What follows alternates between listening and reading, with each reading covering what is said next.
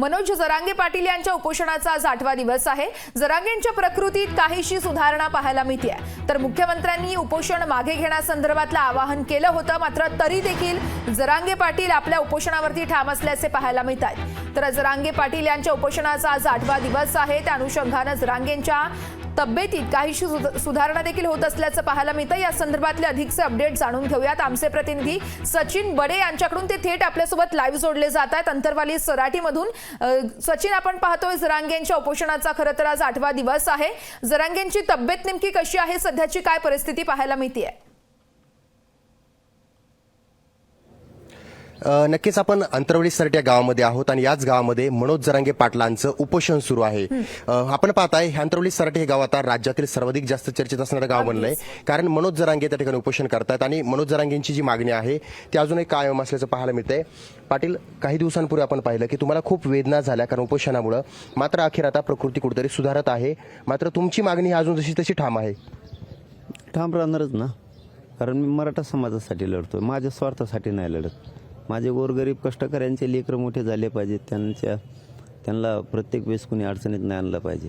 मराठ्यांच्या कोण वाटं जात आहे हेच बघायसाठी मी इथं उभा आहे। आता मराठ्यांचा अन्याय कमी, अजिबात कमी, वळवळ करायची नाही आहे, कारण समाजाला माझ्या हक्काचं आरक्षण आहे ते पाहिजे। मला काय वेदना होत्यात, माझ्यात काय सुधारणा होती हे मी बघत नाही, बघणार मी। व माझा मायबाप समाज खाली ओक्साबोक्षी रडायला लागला, माता मावल्या रडायला लागल्या, लेकरं मुली राज्यभरातल्या रडायला लागले, माणसं तरुण पोरं, आणि त्यांनी सांगितलं तुम्ही उपचार घेतले पाहिजेत। नसतं मी माझ्या मागणं ठामच आहे ना, कधीच मी लांब जाऊ शकत नाही। आमची कोणी फसवणूक बी केली तरी आम्ही छाताडावर बसूनच घेणार, तरी बी पुन्हा लढणार, पण घेणार। पण माझी जात आता आम्ही फुटू देत नाही, माझी जात फुटत नाही, आणि समाजाचं ऐकावं लागलं आणि मी उपचार घेतले। उपोषण सुरूच आहे। मला आणि माझ्या समाजाला सगळ्या सोयऱ्यांच्या अधिसूचना काढलेल्याची अंमलबजावणीच पाहिजे, बाकी काही सांगायचंच नाही मला। बरं, काल तुम्ही पाहिलं की तुमच्या पत्रकार परिषदेआधी मुख्यमंत्री महोदयांची पत्रकार परिषद झाली, तुम्ही ती ऐकली, त्यातून तुम्हाला कोणते मुद्दे असे वाटले की शासन दरबारी हालचाल होत आहेत, किंवा असे कोणते मुद्दे वाटले की कुठलीही हालचाल होत नाहीये? आता उपोषणातला भाग सोडून द्या, सत्यताच बोलायचं ठरलं तर आजही शिंदे साहेबच मराठ्यांना आरक्षण देऊ शकते, ते विश्वास आहे आणखीन तरी, आणि फडणवीस साहेब पण देऊ शकतात। आता उपोषणाच्या भागात चिडचिड होत असते, तो समजदारांना लक्षात येतं की ते माणसाच्या शरीरात काय नसतं, ते देऊ शकतात 100%। परंतु त्यांच्यात एक तफावत अशी वाटली की जे मागासवर्ग आयोगानं अहवाल दिला आहे तोही याच आंदोलनानं बनवलेला आहे। सरकारनं या आंदोलन गोरगरिबांचं प्रचंड मोठं उठलं म्हणून त्यांनी मागासवर्ग आयोग गठीत केला आणि टास्क फोर्सही निर्माण केला, तेही आरक्षण याच आंदोलनामुळे मिळतंय। पण काल थोडं लक्षात आलं की नोंदी नसणाऱ्यांसाठी हे आरक्षण म्हणजे मागासवर्ग आयोगाने दिले, ते टिकन नाही टिकन कोणाला माहिती। आमच्या मागण्या काय आहेत ते तर आहेच हो, ते तर नाकारलेलंच नाही आहे मागासवर्ग आयोगाचं, ते तुम्ही द्याच, ज्या मराठ्यांना ते घ्यायचं ते घेतील। पण मराठ्यांची खरी मागणी ओबीसी आरक्षणातून कुणबी प्रमाणपत्र ज्यांच्या नोंदी मिळाल्या नाहीत त्यांच्यासाठी सगळ्या सोयऱ्यांचा कायदा हे मुळे। तुम्हाला जर काही गैरसमज असेल की कुणबी नोंदी मिळाल्या त्यांना कुणबी प्रमाणपत्र दिले आणि आता ज्यांच्या नोंदी नाहीत त्यांच्यासाठी हे आरक्षण, हे मान्य नाही आम्हाला, हे मान्य नाही। ते उगा 30-35 जणांसाठी आहे, ते त्यांचा हट्ट होता की आम्हाला असं पाहिजे। तुम्हाला ते आम्ही वेगळे विचारायचे, तुमच्यासारखे नाही आहेत आम्ही, की आमची मागणी ओबीसी आरक्षण तुम्ही आम्हाला साथ नाही दिली, उलट गोरगरीब मराठ्यांनी तुम्हाला साथ दिली म्हणायचं, तुमच्यासाठी तो कायदा करायला लावलाय गोरगरीब मराठ्यांनी। तुम्ही लढायला पाहिजे होतं श्रीमंत मराठ्यांनी यांच्यासाठी, ते 20-25 जणांनी।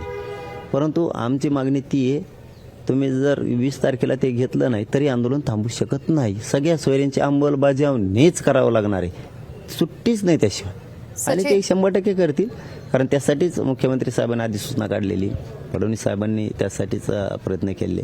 100% अधिसूचनेची अंमलबजावणी 20 तारखेपर्यंत होणार, सचिन आपण या ठिकाणी पाहताय सगळे सोयऱ्याच्या कायद्याच्या अंमलबजावणीसाठी हे जे उपोषण आहे ते सुरू आहे आणि काही सचिन, जरी झालं तरी मागे हटण्याचा निर्णय या ठिकाणी पाहायला जरांगे पाटील आपल्याशी थेट बोलू शकतात का? तुम्ही तुमचे हँड्स फ्री जरांगे पाटील यांना देऊ शकता का? ते थेट आपल्याशी संवाद साधतील का? विनंती कराल त्यांना, कारण अवघा महाराष्ट्र आज त्यांना ऐकतोय. नक्कीच 8 त्यांना माझी दिवस हेडफोन देतोय. झालेले आहेत. ते आपल्यासोबत संवाद साधणार आहेत. आपण त्यांच्याशी थेट संवाद साधूयात. काय त्यांची भूमिका आहे किंवा काय मागणी आहे जाणून घेऊयात. हां पाटील,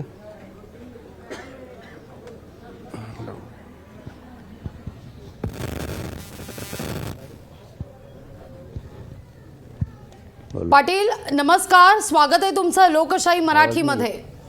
कशी आहे तुमची तब्येत? आता 8 दिवस झालेले आहेत, उपोषण सुरू आहे, तब्येत कशी आहे?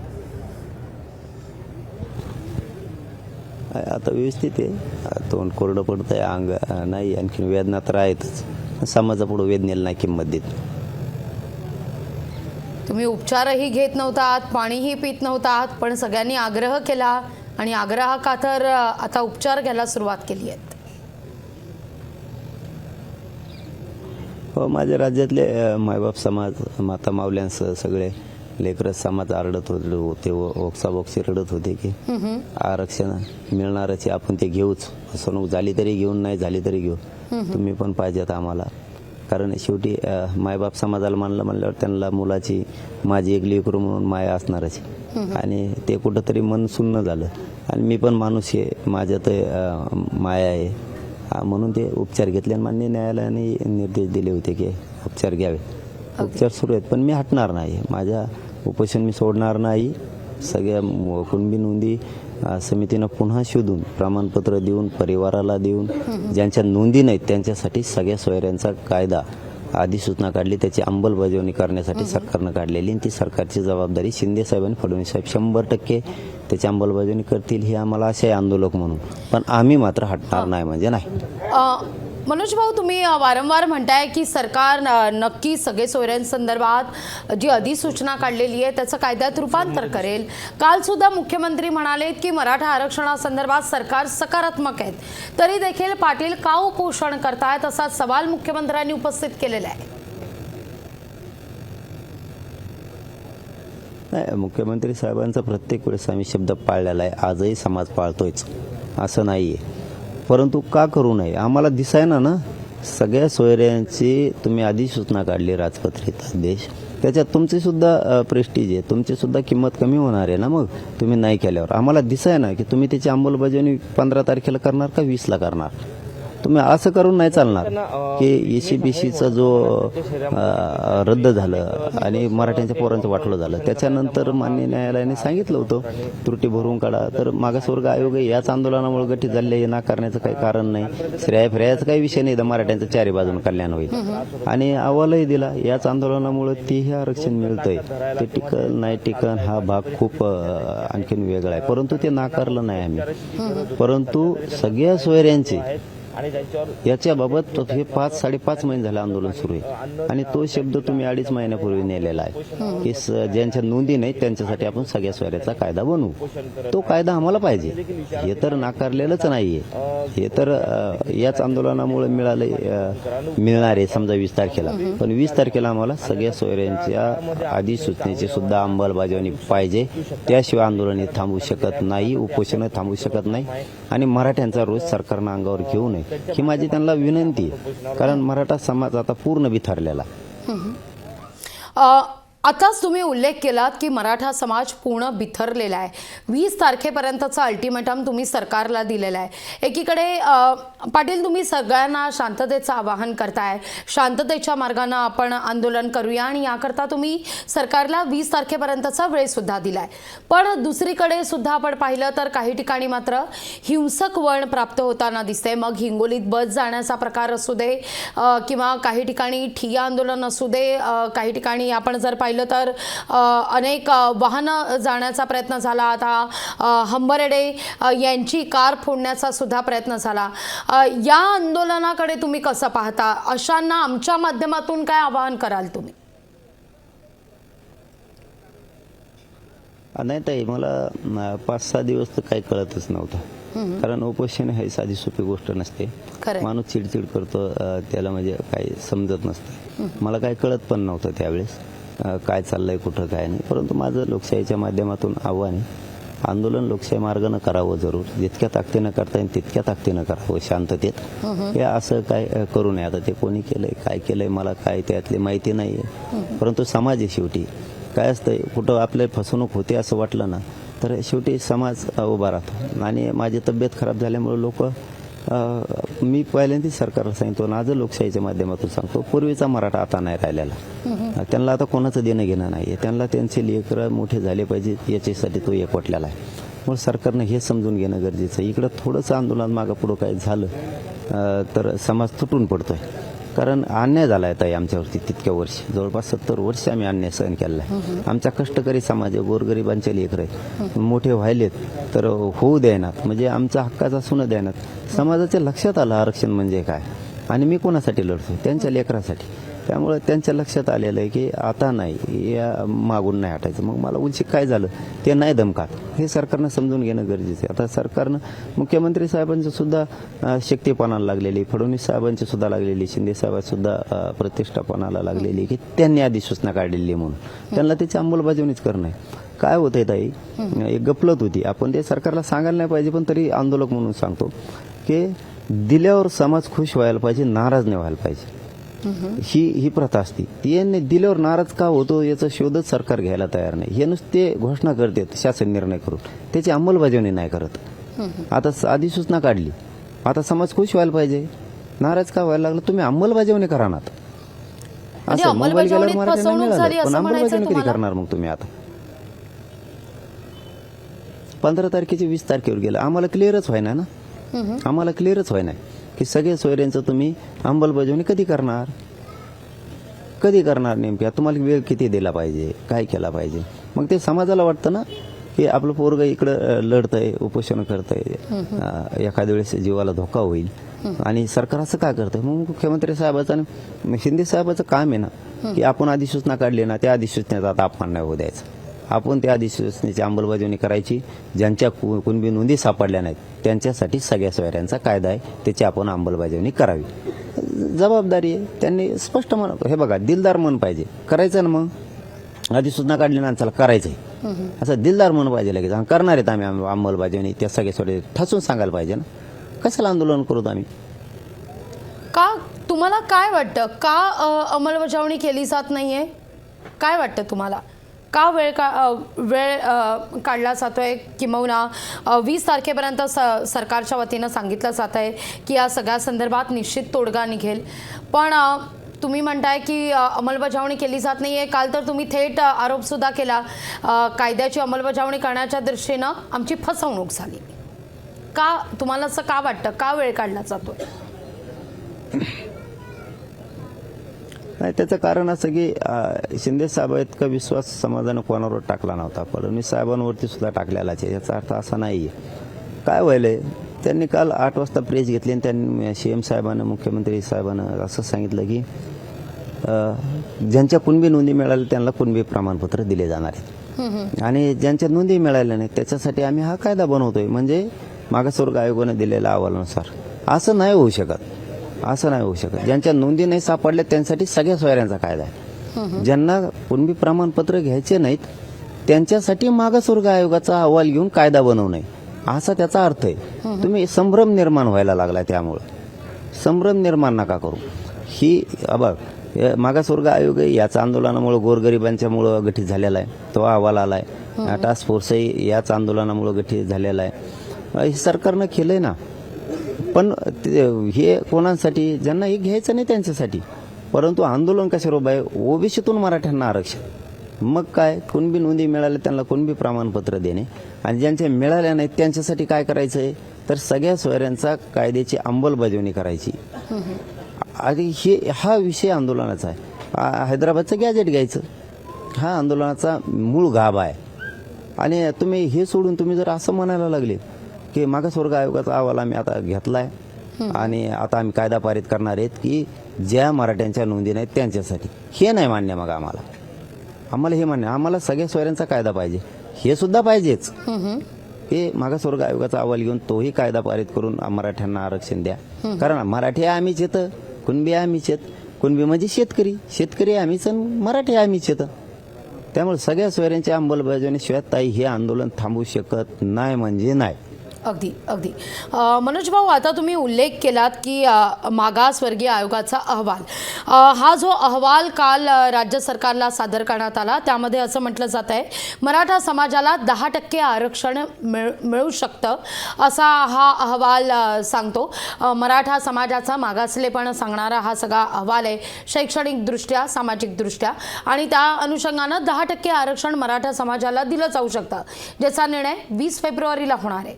या अहवालाकडे कसं पाहताय तुम्ही आणि या 10% मिळणाऱ्या आरक्षणाकडे? आता 10% मराठ्यांना आरक्षण देण्याची रचना कशी केली मला नाही माहिती. अहवाल आत्ता तर काल स्वीकारला मुख्यमंत्री साहेबांना. आता तो कॅबिनेटला देण्याचा स्वीकारण्याचा अधिकार मुख्यमंत्री साहेबालाच आहे. त्याच्यावरती त्यांची चर्चा होईल कॅबिनेटमध्ये, कारण ते आत्ता शिक्त मुख्यमंत्री साहेबांनी तो स्वीकारलाय. आता ही टक्केवारी कशाच्या आधारावर ग्राह्य धरली हे आता सांगणं अवघड आहे. कारण मागासवर्ग आयोगाने मराठ्यांची ती टक्केवारी मागासलेपणाची धरली का सरकारनं धरली का ही अफवा आहे, हे यात आणखी शंका कुशंका आहे. कारण पहिल्यांदा 16% होतं, नंतर 12-13% आलं, आता 10% आलं. याचे आणखीन खूप पैलू उलगडणार आहेत त्याचे. परंतु आता शिक्त मुख्यमंत्री साहेबांना अहवाल स्वीकारला. आता कॅबिनेट समोर ठेवण्याचा अधिकारही मुख्यमंत्री साहेबांनाच आहे. ते आरक्षण द्यावं हे आमचं नाकारलेलंच नाही. आम्ही त्यात लय खोलगरात घुसत नाहीयेत. याच गोरगरिबांनी ते आरक्षण त्यांना मिळवून दिलंय, ज्यांना नकोय ओबीसीतून त्यांना मिळवून दिलंय. खरं तर त्यांनी या गोरगरीब मराठ्यांना ओबीसीतून आरक्षण मिळवून द्यायला पाहिजे होतं, पण इथं उलटं झालं. माझ्या कष्टकरी गोरगरीब करोडो मराठ्यांनी ज्यांना नकोय ओबीसीतून आरक्षण त्यांना मिळवून दिले. श्रेयाच काही नाही, श्रेय ज्याला घे त्याला घ्या म्हणा. पण जे सत्य ते आहे त्या मागासवर्ग आयोग या गोरगरिबांच्या याच लढ्यामुळं गठीत झाला आणि आता त्यांनाही मिळणार आहे. परंतु आंदोलनाचा मूळ आत्मा हा सगळ्या सोयऱ्यांचा आहे आणि ओबीसी आरक्षणाचा. आमच्या नोंदी मिळाल्या, नोंदी न मिळालेल्यांसाठी सगळ्या सोयऱ्यांची अधिसूचना निघालेली आणि त्या गुलालाचा अपमान न होऊ देण्याची जबाबदारी माननीय शिंदे साहेबांची पण आहे आणि फडणवीस साहेबांची पण आहे. आम्हाला त्याची अंमलबजावणी पाहिजे, त्याशिवाय आम्ही हटू शकत नाहीत. कारण आम्ही या आरक्षणासाठी तर लढलोच, म्हणजे मागासवर्ग आयोगाच्या, परंतु खास लढाई ओबीसी आरक्षणासाठी आणि सगळ्या सोयऱ्यांसाठी. त्यामुळे ती थांबू शकत नाही म्हणजे नाही. सगळ्या सोयऱ्यांची अंमलबजावणीच करावी लागणार, याच्यावर त्यांनी स्पष्टीकरण द्यावं. आम्ही करणार आहेत म्हणून ते स्पष्टीकरण करत नाहीत, मग आंदोलन नाही सुरू होणार तर काय होणार? महाविकास आघाडीनं सुद्धा या सगळ्या संदर्भात काही सवाल उपस्थित केलेत. मनोज भाऊ, तुम्ही सुरुवातीला नवी मुंबईत जेव्हा पोहोचलात तेव्हा मात्र विजयाचा गुलाल उधळला गेलात. काही मागण्या मान्य झाल्यानंतर सरकारच्या कामगिरीचं कौतुक करण्यात आलं. या सगळ्या गोष्टींची पूर्तता झाल्यानंतर पुन्हा उपोषण का, असा सवाल एक महाविकास आघाडीकडून सुद्धा ट्विट करत उपस्थित करण्यात येतोय. आणि या सगळ्या मुद्द्यावर एकूणच तुमच्या भूमिकेवर सुद्धा निशाणा साधण्यात येतोय. कसं पाहताय तुम्ही या सगळ्याकडे? नाही, मग आता समजा जे सत्ता भोगून गेलेलेच लोक आहेत हे जर शंका उपस्थित करीत असले तर हसण्यासारखं आहे. कारण एखाद्या कायद्यात जर बदल करायचा असला, आमची मागणी सगळ्या सोयऱ्यांची आणि ओबीसी आरक्षणातली. आता ओबीसी आरक्षणाचा कायदा जर दुरुस्त करायचा म्हणलं तर त्याला अधिसूचना काही काढायला लागेल ना ताई. बरोबर. असं कसं होऊ शकतं का डायरेक्टच घुसले? अधिसूचना तर काढावं लागेल. म्हणून तो गुलाल होता ना, आणि विजय झाला ना मराठ्यांचा. गेल्यावर अधिसूचना घेऊन आली, राजपत्रित आदेश येतो. राज्यपालांचा प्रतिष्ठेचा प्रश्न आहे तो सुद्धा, मुख्यमंत्र्यांच्या सुद्धा आहे, कारण त्यांच्या राजपत्रित आदेश आहे. आणि त्यामुळं किती मोठे त्यांना डाग लागू शकतो हे त्यांची जाण आहे ना सरकारला सुद्धा. अधिसूचनेत गुलाल त्याचा होता.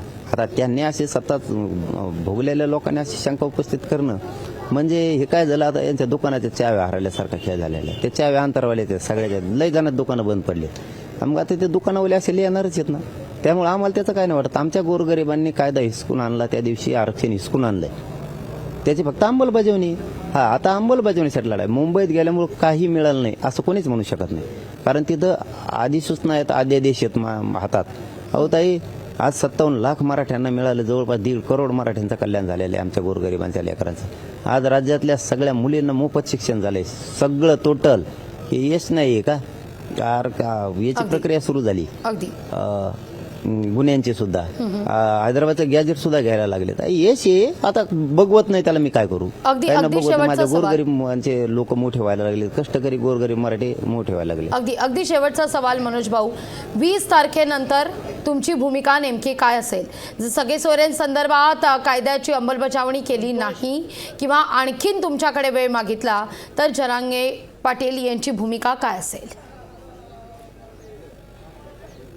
नाही आता नाही मिळू शकत ताई वेळ बी नाही आंदोलन सगळे सोयऱ्यांची अंमलबजावणी चालले थांबवू शकत नाही आणि माझा मराठा आता थांबवू सुद्धा शकत नाही आणि का थांबवायचं माझ्या मराठा समाजानं का थांबायचं 70 वर्ष हेच भोगला अन्याय आम्ही का थांबायचं आम्ही सगळ्या सोयऱ्यांचा शब्द तुम्ही घेतलाय आम्ही नाही दिला ताई त्यांनी घेतलाय नोंदी नसणाऱ्यांसाठी सगळ्या सोयऱ्यांचा कायदा पारित करू आम्ही नसतो ऐकत आता आम्हाला त्याची अंमलबजावणी पाहिजे आणि ती आम्ही मात्र 100% मिळवणार आहे 20च्या नंतर आमची भूमिका आम्ही स्पष्ट करणार आहेत 20 किंवा 21च्या नंतर त्यांचं जोर अधिवेशन येतं निश्चित धन्यवाद मनोज भाऊ आमच्याशी संवाद साधला त्याबद्दल.